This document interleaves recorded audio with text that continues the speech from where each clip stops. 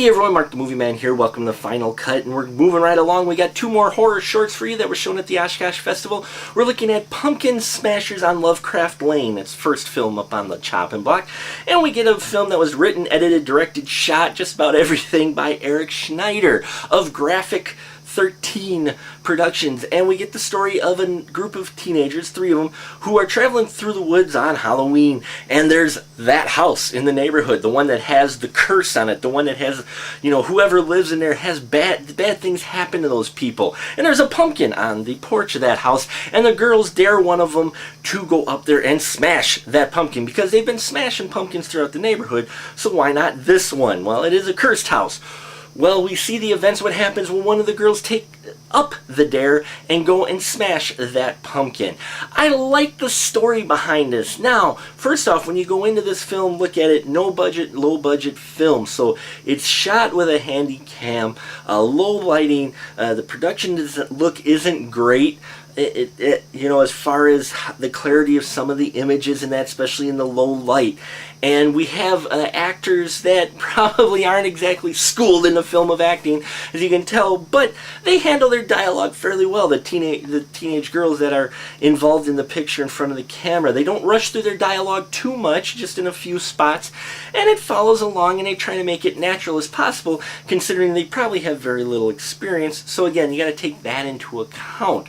What I did really like about it, though, was the strong story behind this and the mythology they came up with this house.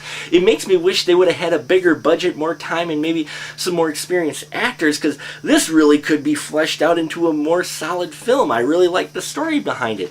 But the story that they do present in the amount of time they have is a great Halloween story. Definitely fits in there. Could be seen in a Halloween anthology type of collection, and I love the fact that the house was being sold by Romero Realty. Gotta love that little plug in there. And the ending of the film was a surprise, but it made sense, and everything was edited well, so nothing was too out of place or seemed a little jumpy or jerky in that respect. You can check it out actually online. Look for Pumpkin Smashers on Lovecraft Lane. I'll put the link down below, and you can look at it yourself. Give your opinion to the filmmaker. They're always looking for input, and remember, it's made a low, no-budget film, and it's impressive that they made what they did with what little that they had. Now, another film that was made on very little was Twin Lakes. It's brought to us by Gabe Spangler, and he also wrote and directed it, as well as worked the camera.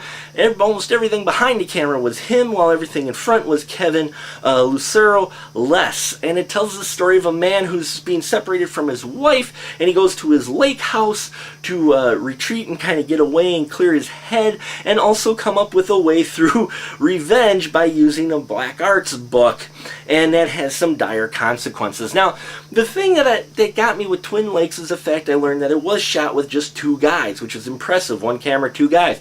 And the camera work on here was really well done. There was some fantastic camera angles, some great slow-mo shots of the guy in the lake, and just, I loved that part of it. And the performance of the actor was really good for the short amount of dialogue that he had on screen, as well as some non-vocal performances going on.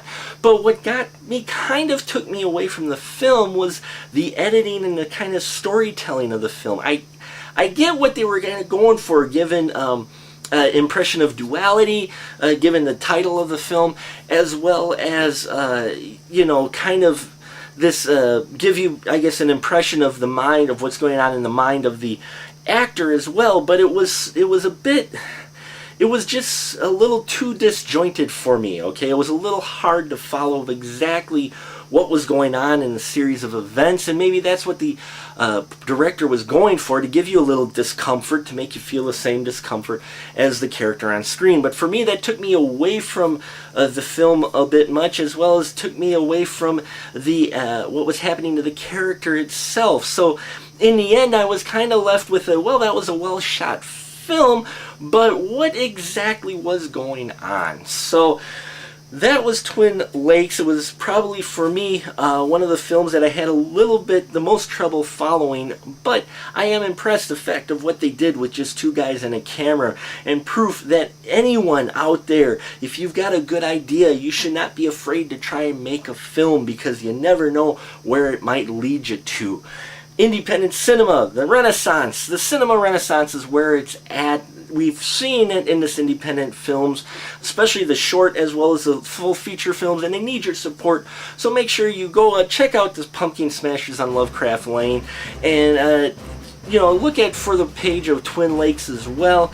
Definitely give your opinions, and hopefully you can catch some of these films at a festival like the Madison Film Festival going on November 3rd and 4th, which will have some great horror shorts there as well as some feature-length films. Fortunately, Pumpkin Smashers or Twin Lakes will not be there, but other ones will, so check it out, madisonhorror.net for those. And until next time, folks, keep that together.